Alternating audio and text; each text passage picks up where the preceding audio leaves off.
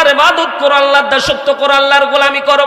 সূরা মুমিন 65 নম্বর আয়াত আল্লাহ রাব্বুল আলামিন বলেন, হুয়াল হাইয়্যু লা ইলাহা ইল্লা হুয়া ফাদউহু মুখলিসিনা লাহুদ্দিন আলহামদুলিল্লাহি রাব্বিল আলামিন।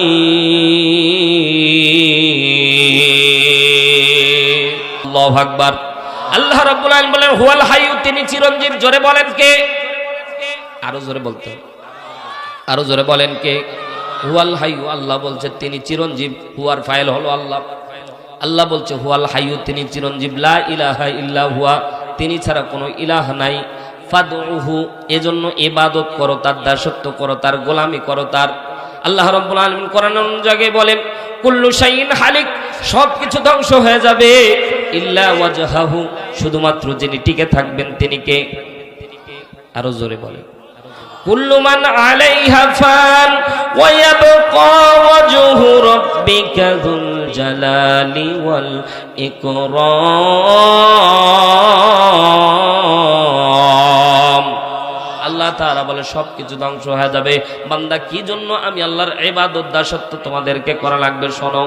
আল্লাহ রাব্বুল আলামিন কোরআনের অন্য জায়গায় বলছেন কুল ইন্নাস সালাতি ওয়া নুসুকি ওয়া মাহইয়ায়া ওয়া মামাতি লিল্লাহি রাব্বিল আলামিন। আল্লাহু আকবার বললে ঈমান বেড়ে যায়। জোরে বলেন আল্লাহু আকবার। আরো জোরে বলেন আল্লাহু আকবার। আল্লাহ বলছেন হাবিব কুল, আপনি বলেন ইন্নাস সালাতি, নিশ্চয় আমার নামাজ, ওয়া নুসুকি, নিশ্চয় আমার নামাজ, ওয়া নুসুকি আমার কুরবানি, ওয়া মাহইয়ায়া আমার জীবন, ওয়া মামাতি আমার মরণ, লিল্লাহি রাব্বিল আলামিন, সবকিছু কার জন্য? আরো জোরে বলেন কার জন্য? আল্লাহ রাব্বুল আলামিন বলছেন আল্লাহ তাআলার ইবাদত করার পরে ওয়াবিল ওয়ালিদাইনি ইহসানা, 2 নম্বরে পজিশনে আল্লাহ রাব্বুল আলামিন নিজের জায়গায় পিতামাতাকে, নিজের পরের স্থান পিতামাতাকে দিয়ে আল্লাহ রাব্বুল আলামিন বলছে বান্দারা বাবা মার সাথে খারাপ আচরণ করা যাবে না, খারাপ আচরণ করা যাবে না। জোরে বলেন আল্লাহু আকবার। সম্মানিত ভাইরা আমার, গভীর মনোযোগ দেন। বাবা মাকে আমরা কষ্ট দিব, ওই যে বলতেছিলাম পয়েন্ট মনে রাখতে হবে।